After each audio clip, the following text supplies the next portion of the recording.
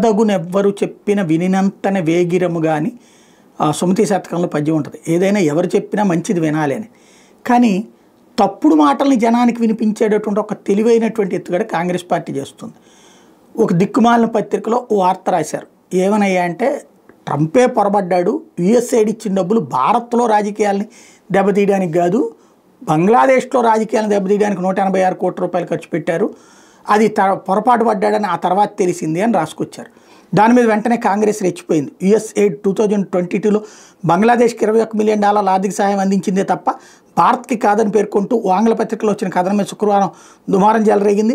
UPA ప్రభుత్వ హయాంలోని యుఎస్ఐడ్ భారత్ ఎన్నికల్లో జోక్యం కోసం $21 మిలియన్ మంజూరు చేసిందని విమర్శించిన బీజేపీ తమ క్షమాపణ చెప్పాలని కాంగ్రెస్ డిమాండ్ చేసింది. ప్రజల దృష్టి మరల్చేందుకే బీజేపీ ఇట్లాంటి ప్రచారానికి పాల్పడుతుందని కాంగ్రెస్ నేత జయరాం రమేష్ ఆరోపించారు.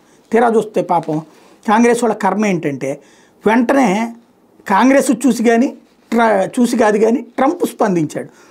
భారత్లో ఓటింగ్ పెంచేందుకు $21 మిలియన్ నిధులు అందించడం నీకిది నాకది వ్యవహారం అంటే క్విడ్ ప్రోకో అని అమెరికా అధ్యక్షుడు ట్రంప్ పేర్కొన్నారు. వాషింగ్టన్లో నిన్న జరిగిన మీటింగ్లో రిపబ్లికన్ గవర్నర్ల అసోసియేషన్ సమావేశంలో మాట్లాడుతూ ట్రంప్ ఈ ఆరోపణలు చేశారు. తద్వారా బైడెన్ యంత్రాంగాన్ని ఇరుకుని పెట్టేందుకు ప్రయత్నించాడు ఆయన. అది ఇక్కడ ఇండియాలో ఈ టైప్లోకి వెళ్తుంది. భారత్లో ఓటింగ్ శాతం పెంచేందుకు $21 మిలియన్ అందించారు. ఆ దేశంలో ఓటింగ్ను పట్టించుకోవాల్సిన అవసరం మనకేంటి, మన దగ్గర ఓటింగ్ శాతం పెరగడం మనకు కావాలి. అనేక సందర్భాల్లో మనం ఏం మాట్లాడుతున్నామో దాని గురించి అవగాహన లేకపోతే దాని వెనక నీకేది నాకది వ్యవహారం అన్నట్టు నేను చెప్పగలను. నిధులు తీసుకుంటారు, ఖర్చు చేస్తారు, అవి ఇచ్చిన వాళ్ళకి తిరిగి లబ్ధి చేకూర్చేలా పనిచేస్తారని ట్రంప్ మరొక వైపుని చెప్పుకొచ్చారు.